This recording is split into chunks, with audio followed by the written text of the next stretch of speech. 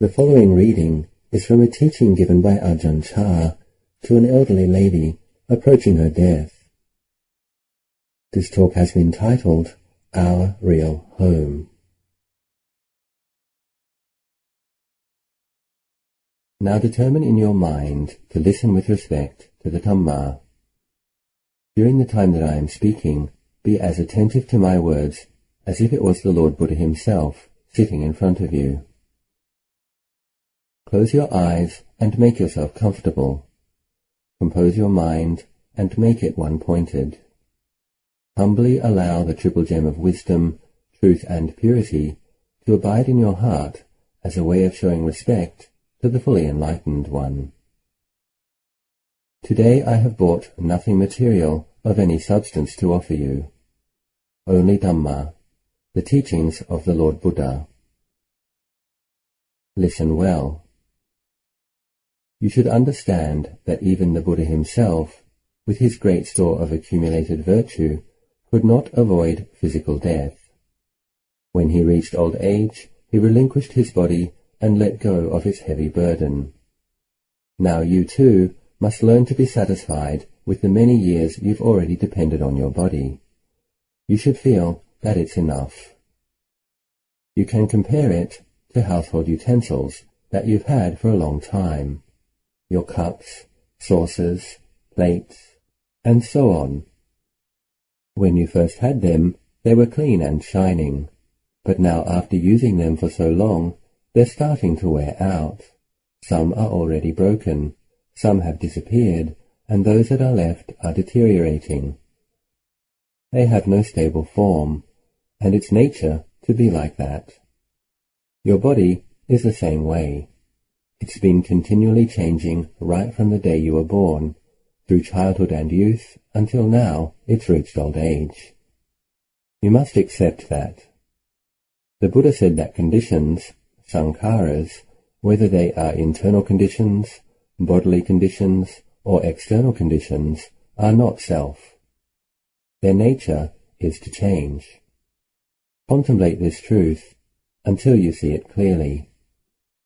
This very lump of flesh that lies here in decline is such a Dhamma, the truth.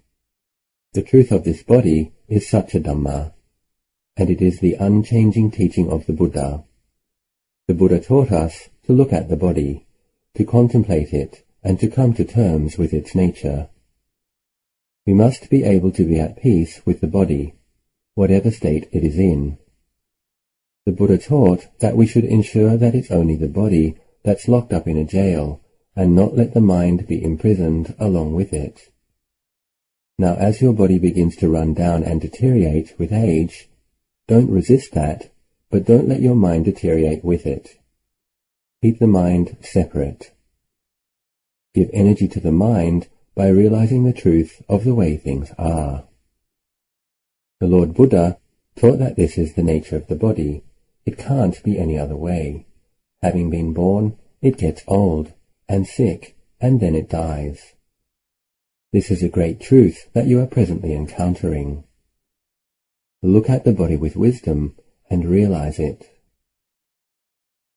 Even if your house is flooded or burnt to the ground, whatever the danger that threatens it, let it concern only the house. If there's a flood, don't let it flood your mind. If there's a fire, don't let it burn your heart. Let it be merely the house, that which is external to you, that is flooded and burned. Allow the mind to let go of its attachments. The time is ripe. You've been alive a long time. Your eyes have seen any number of forms and colors. Your ears have heard so many sounds. You've had any number of experiences, and that's all they were, just experiences. You've eaten delicious foods, and all the good tastes were just good tastes, nothing more. The unpleasant tastes were just unpleasant taste, that's all. If the eye sees a beautiful form, that's all it is, just a beautiful form. An ugly form is just an ugly form. The ear hears an entrancing, melodious sound, and it's nothing more than that. A grating, disharmonious sound is simply so. The Buddha said that rich or poor, young or old, human or animal, no being in this world can maintain itself in any one state for long. Everything experiences change and estrangement. This is a fact of life that we can do nothing to remedy, but the Buddha said that what we can do is to contemplate the body and mind so as to see their impersonality. See that neither of them is me or mine. They have a mere provisional reality. It's like this house. It's only nominally yours. You couldn't take it with you anywhere. It's the same with your wealth, your possessions and your family. They're all yours only in name. They don't really belong to you. They belong to nature. Now this truth doesn't apply to you alone. Everyone is in the same position, even the Lord Buddha and his enlightened disciples. They differed from us in only one respect, and that was in their acceptance of the way things are. They saw that it could be no other way. So the Buddha taught us to scan and examine this body, from the soles of the feet up to the crown of the head, and then back down to the feet again. Just take a look at the body. What sort of things do you see? Is there anything intrinsically clean there? Can you find any abiding essence? This whole body is steadily degenerating, and the Buddha taught us to see that it doesn't belong to us. It's natural for the body to be this way, because all conditioned phenomena are subject to change. How else would you have it be? Actually, there's nothing wrong with the way the body is. It's not the body that causes you suffering. It's your wrong thinking. When you see the right wrongly, there's bound to be confusion. It's like the water of a river. It naturally flows down the gradient. It never flows against it. That's its nature. If a person were to go and stand on a riverbank and seeing the water flowing swiftly down its course, foolishly wanted it to flow back up the gradient, he would suffer. Whatever he was doing, his wrong thinking would allow him no peace of mind. He would be unhappy because of his wrong view, thinking against the stream. If he had right view, he would see that the water must inevitably flow down the gradient, and until he realized and accepted that fact, the man would be agitated and upset. The river that must flow down the gradient is like your body. Having been young, your body's become old, and now it's meandering towards its death. Don't go wishing it was otherwise. It's not something you have the power to remedy. The Buddha told us to see the way things are, and then let go of our clinging to them. Take this feeling of letting go as your refuge. Keep meditating, even if you feel tired and exhausted. Let your mind dwell with the breath. Take a few deep breaths and then establish the mind on the breath, using the mantra Buddho. Make this practice habitual. The more exhausted you feel, the more subtle and focused your concentration must be, so that you can cope with the painful sensations that arise. When you start to feel fatigued, then bring all your thinking to a halt. Let the mind gather itself together, and then turn to knowing the breath. Just keep up the inner recitation, Buddho, Buddho. Let go of all externals. Don't go grasping at thoughts of your children and relatives. Don't grasp at anything whatsoever. Let go. Let the mind unite in a single point, and let that composed mind dwell with the breath. Let the breath be its sole object of knowledge. Concentrate until the mind becomes increasingly subtle, until feelings are insignificant and there is great inner clarity and wakefulness. Then, when painful sensations arise, they will gradually cease of their own accord. Finally, you'll look on the breath as if it was a relative come to visit you. When a relative leaves, we follow him out and see him off. We watch until he's walked or driven out of sight, and then we go back indoors. We watch the breath in the same way. If the breath is coarse, we know it is coarse. If it's subtle, We know that it's subtle.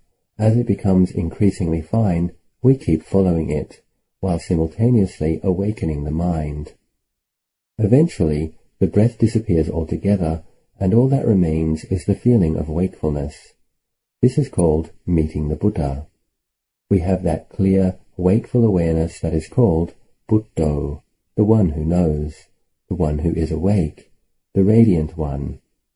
It is meeting and dwelling with the Buddha, with knowledge and clarity.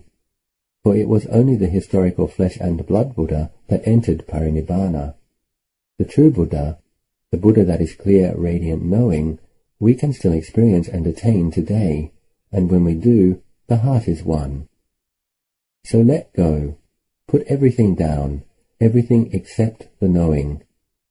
Don't be fooled if visions or sounds arise in your mind during meditation. Put them all down.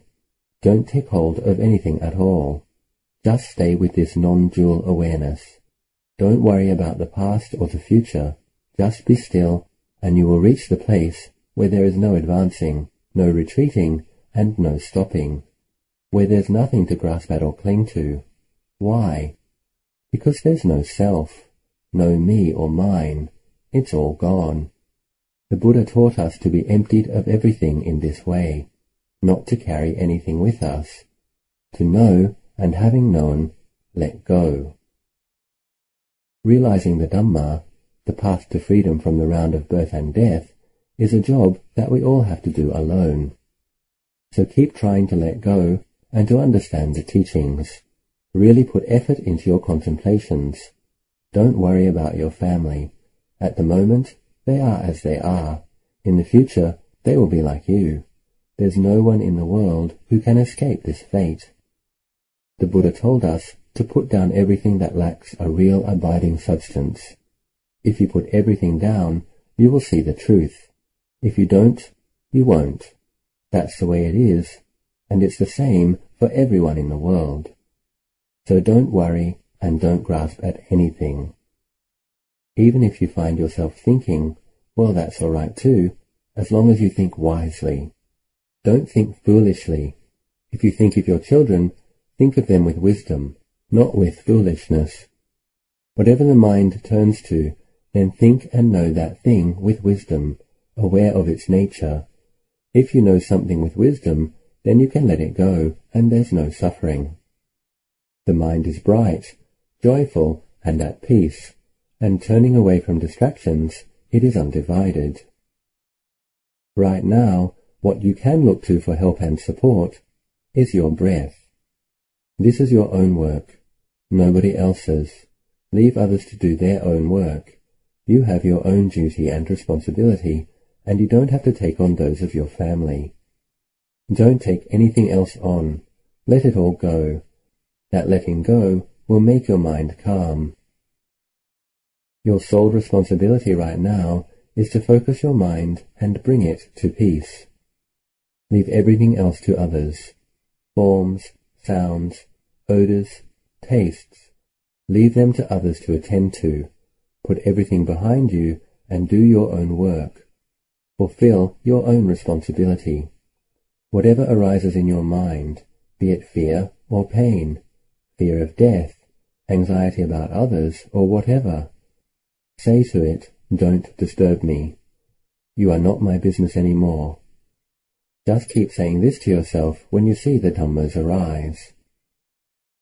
What does the word Dhamma refer to? Everything is Dhamma. There is nothing that is not a Dhamma. And what about world? The world is the very mental state that is agitating you at this moment. What will this person do? What will that person do? When I am dead, who will look after them? How will they manage? This is all just the world. Even the mere arising of a thought fearing death or pain is the world. Throw the world away. The world is the way it is. If you allow it to arise in the mind and dominate consciousness, then the mind becomes obscured and can't see itself. So whatever appears in the mind, just say, this isn't my business. It's impermanent, unsatisfactory, and not self. Thinking you'd like to go on living for a long time will make you suffer. But thinking you like to die right away or die very quickly isn't right either. It's suffering, isn't it? Conditions don't belong to us. They follow their own natural laws. You can't do anything about the way the body is. You can prettify it a little, make it look attractive and clean for a while, like the young girls who paint their lips and let their nails grow long. But when old age arrives, everyone's in the same boat. That's the way the body is. You can't make it any other way. But what you can improve and beautify is the mind. Anyone can build a house of wood and bricks. But the Buddha taught that sort of home is not our real home. It's only nominally ours. It's a home in the world, and it follows the ways of the world. Our real home is inner peace. An external material home may well be pretty, but it is not very peaceful. There's this worry and then that, this anxiety and then that. So we say it's not our real home. It's external to us. Sooner or later, we'll have to give it up. It's not a place we can live in permanently because it doesn't truly belong to us. It's part of the world. Our body is the same. We take it to be self, to be me and mine. But in fact, it's not really so at all. It's another worldly home. Your body has followed its natural course. From birth until now it's old and sick, and you can't forbid it from doing that. That's the way it is. Wanting it to be different would be as foolish as wanting a duck to be like a chicken. When you see that that's impossible, that a duck has to be a duck, that a chicken has to be a chicken, and that bodies have to get old and die, you will find strength and energy. However much you want the body to go on and last for a long time, it won't do that. The Buddha said, Anicca vata Shankara, upaddavaya dhammino, upajitawa nirujanti, tesang upasamo sukho. The word Shankara refers to this body and mind. Sankharas are impermanent and unstable. Having come into being, they disappear. Having arisen, they pass away, and yet everyone wants them to be permanent. This is foolishness. Look at the breath. Having come in, it goes out. That's its nature. That's how it has to be. The inhalation and exhalation have to alternate. There must be change. Sankharas exist through change. You can't prevent it. Just think. Could you exhale without inhaling? Would it feel good? Or could you just inhale? We want things to be permanent, but they can't be. It's impossible. Once the breath has come in, it must go out. When it's gone out, it comes in again, and that's natural, isn't it? Having been born, we get old and sick, and then we die, and that's totally natural and normal. It's because sankharas have done their job, because the in-breaths and the out-breaths have alternated in this way, that the human race is still here today. As soon as we are born, we are dead. Our birth and our death are just one thing. It's like a tree. When there's a root, there must be twigs. When there are twigs, there must be a root. You can't have one without the other.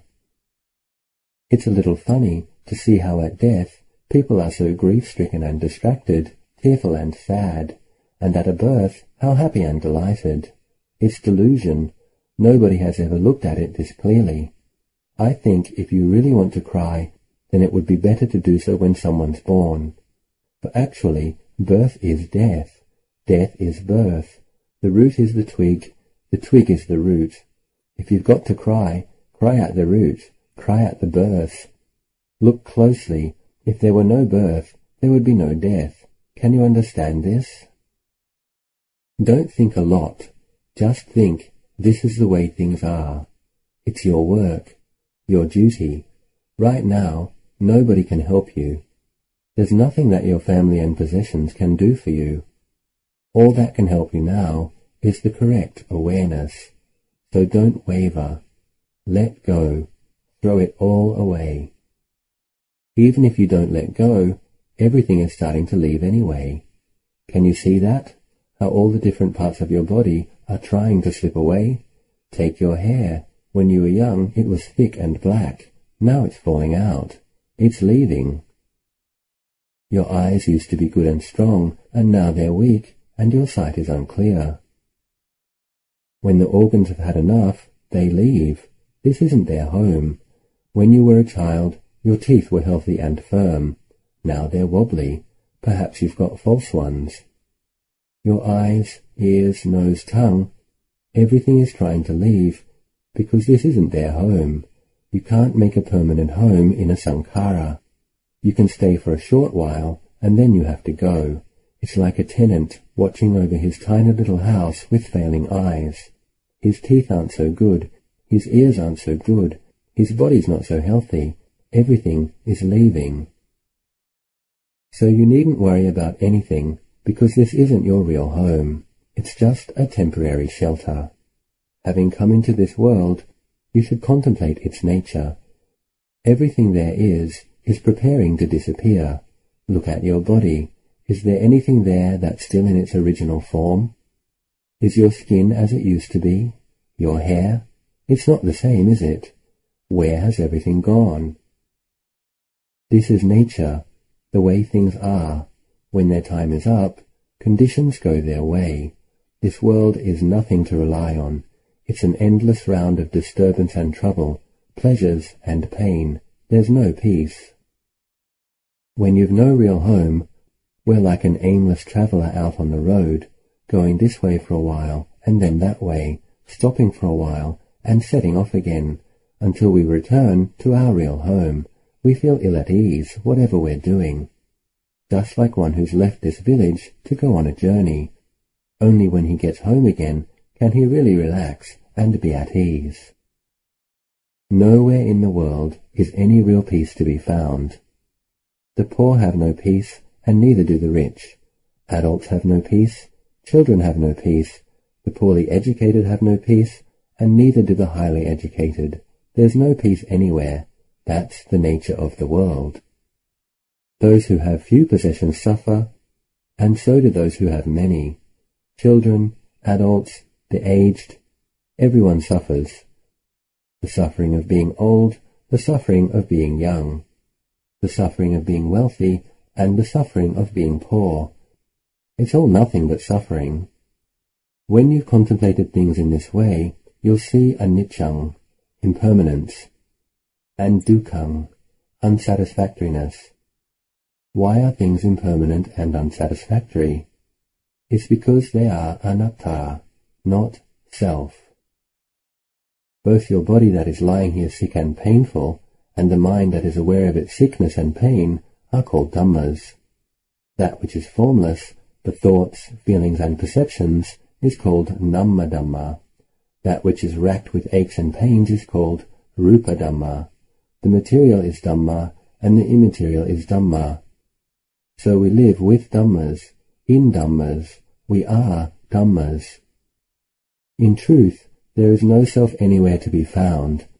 There are only dhammas, continually arising and passing away, as is their nature. Every single moment we are undergoing birth and death. This is the way things are. When we think of the Lord Buddha, how truly he spoke, we feel how worthy he is of salutation, reverence and respect.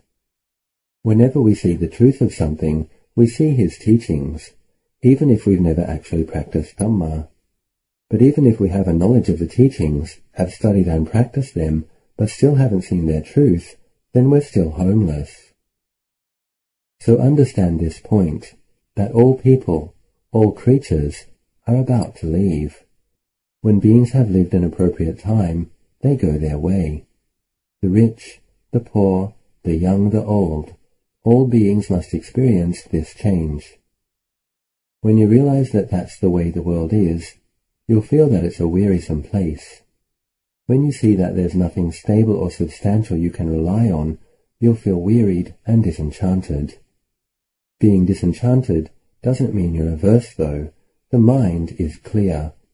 It sees that there's nothing to be done to remedy this state of affairs. It's just the way the world is. Knowing in this way, you can let go of attachment. Let it go with a mind that is neither happy nor sad, but at peace with sankharas, through seeing with wisdom their changing nature. Anicca vata sankhara, all sankharas are impermanent. To put it simply, impermanence is the Buddha. If we see an impermanent phenomena really clearly, we'll see that it's permanent. Permanent in the sense that its subjection to change is unchanging. This is the permanence that living beings possess. There is continual transformation, from childhood through youth to old age, and that very impermanence, that nature to change, is permanent and fixed. If you look at it like that, your heart will be at ease. It's not just you that has to go through this, it's everyone. When you consider things thus, you'll see them as wearisome, and disenchantment will arise. Your delight in the world of sense pleasures will disappear. You'll see that if you have a lot of things, you have to leave a lot behind. If you have few, you leave behind few. Wealth is just wealth. Long life is just long life.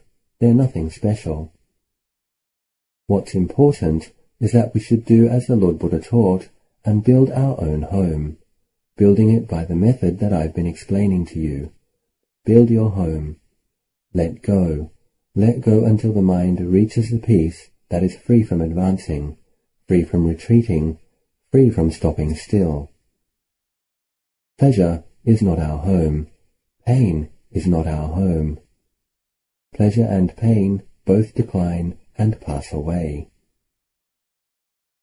The great teacher saw that all sankharas are impermanent, and so he taught us to let go of our attachment to them.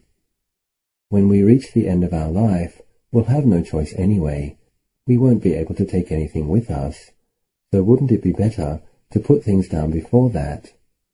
They're just a heavy burden to carry around. Why not throw off that load now? Why bother to drag it around? Let go, relax, and let your family look after you. Those who nurse the sick grow in goodness and virtue. One who is sick and giving others that opportunity shouldn't make things difficult for them. If there's a pain or some problem or other, let them know and keep the mind in a wholesome state. One who is nursing parents should fill his or her mind with warmth and kindness, not get caught in aversion. This is the one time when you can repay the debt you owe them. From your birth through your childhood, as you were growing up, you've been dependent on your parents.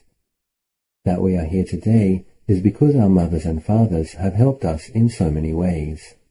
We owe them an incredible debt of gratitude.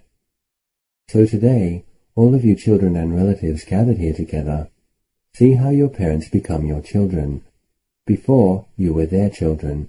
Now, they become yours. They become older and older until they become children again. Their memories go. Their eyes don't see so well, and their ears don't hear. Sometimes they garble their words. Don't let it upset you. All of you nursing the sick must now know how to let go. Don't hold on to things. Just let go and let them have their own way. When a young child is disobedient, sometimes the parents let it have its own way just to keep the peace, to make it happy. Now your parents are like that child. Their memories and perceptions are confused. Sometimes they muddle up your names, or you ask them to give you a cup, and they bring a plate. It's normal. Don't be upset by it. Let the patient remember the kindness of those who nurse, and patiently endure the painful feelings. Exert yourself mentally.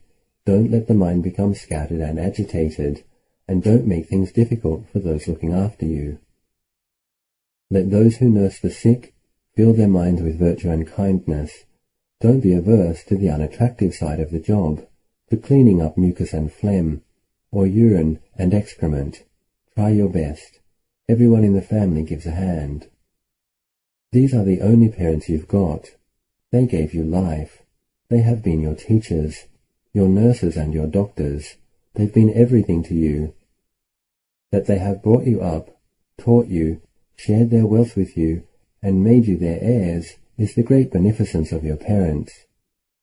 Consequently, the Buddha taught the virtues of Katanyu and Katavedi, knowing our debt of gratitude and trying to repay it. These two dhammas are complementary. If our parents are in need, they're unwell or in difficulty, then we do our best to help them. This is Katanyu Katavedi. It is a virtue that sustains the world. It prevents families from breaking up. It makes them stable and harmonious. And so today I have brought you the Dhamma as a gift in this time of illness. I have no material things to give you. There seems to be plenty of those in the house already. And so I give you Dhamma, something which has a lasting worth.